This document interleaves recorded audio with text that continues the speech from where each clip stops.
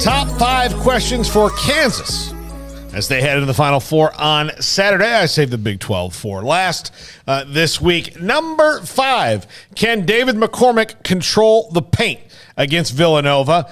He's been really good in spite of the fact that he's been playing injured for the last 2 months plus and is not moving around as well. But he's been really good for them and really consistent. And this is, I think, one of the advantages that Kansas really does have over Villanova heading into Saturday's game.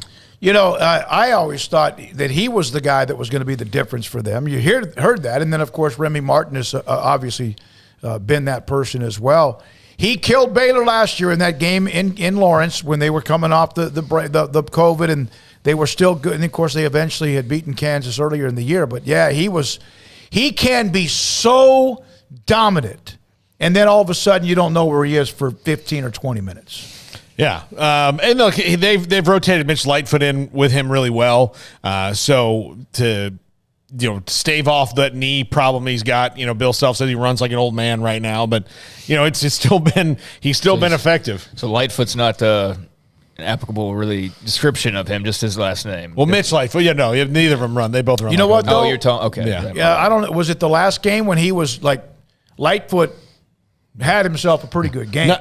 Not, by the way, related to Gordon Lightfoot, 70s easy rock Never singer. thought he was. Casey Lightfoot, Baylor track and field star. Yeah. So, number 4, will you make your free throws? This was something that they've been okay at all year, but the last couple games they've been really bad at it, and including on Saturday early against Miami where they're not making free throws at all. Then of course in the second half they didn't need to make free throws because they could have shot it backwards and it was going in.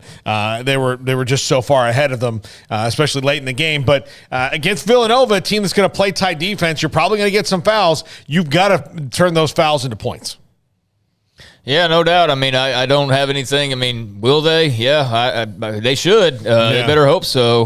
The last thing you want to do is lose a game because you don't hit some free throws. And we saw that with Baylor at times this year where the free throws were a weakness of theirs. But, yeah, I mean, that's something that should be automatic, and that should be one of your last worries, quite frankly, is making your free throws. I mean, I'm looking at their season totals. Their free throw shooting – I don't know. It doesn't have percentage. It's just something I don't tolerate, man. I think they're in the 70s. 67 or so, 68%. Okay. To me, just free throws, I don't care what team we're talking about. I don't care, what level of basketball is. If you can't make free throws, I just think that that's just an unnecessary weakness. And, certain coaches may place more on it, but and some teams may be good enough to get past it. But, man, it's really hard to watch teams that can't shoot free throws. I agree. But that's beside this topic. Kansas needs to make those, and that will give them a much better chance. About 70%. That's pretty good. But you love to see a 75% or better.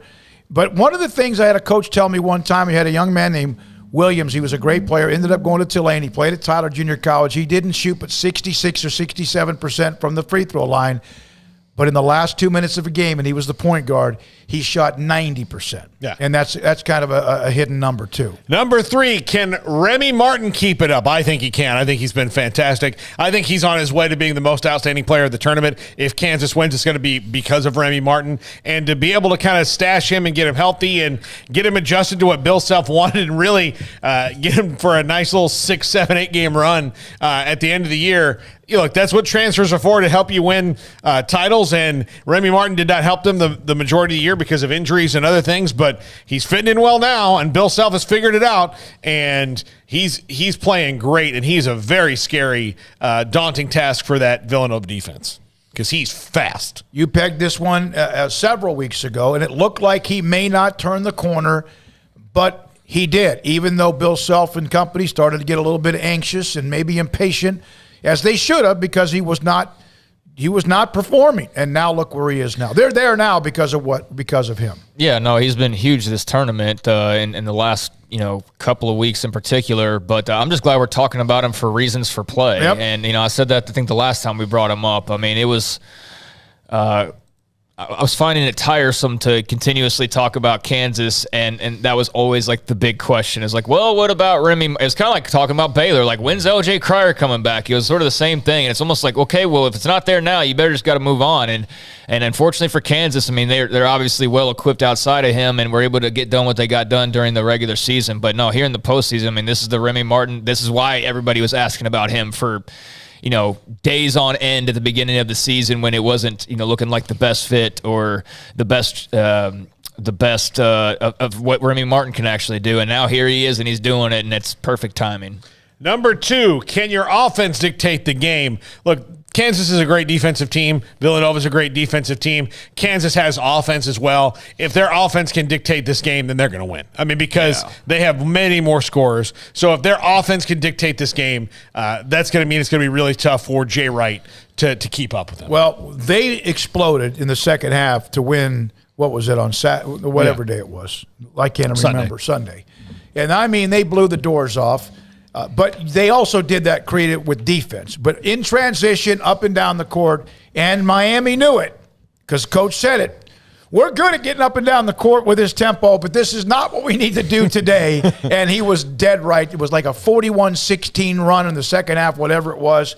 And they do have weapons, and especially with now contributions. And they got a few points from Lightfoot as well, not just rebounds. And they blew their doors off. Yeah, and number 1, will Ochai be Ochai? That is a big question because the first couple games of the tournament, they really didn't get that much from their star, the Big 12 player, the best player in the Big 12 this year, Ochai Agbaji, one of the best players in the country, a Naismith finalist. They did not get that from him. Now, against Miami, they did, especially late in that game. So if he can be himself, if you get 2 out of these 3 scoring, which with Brown, Agbaji, and Martin, you're going to be fine. But if you get all 3 of them, then they're going to win the title. Bottom line, they're the best team in the tournament if those 3 can all do that at once. But they're playing a really good team on Saturday, and then if they win, they're going to play a really good team on Monday. So, but if Ochai Agbaji can be Ochai Agbaji, this team will win this game going away. I was curious what's the definition of Ochai, and it's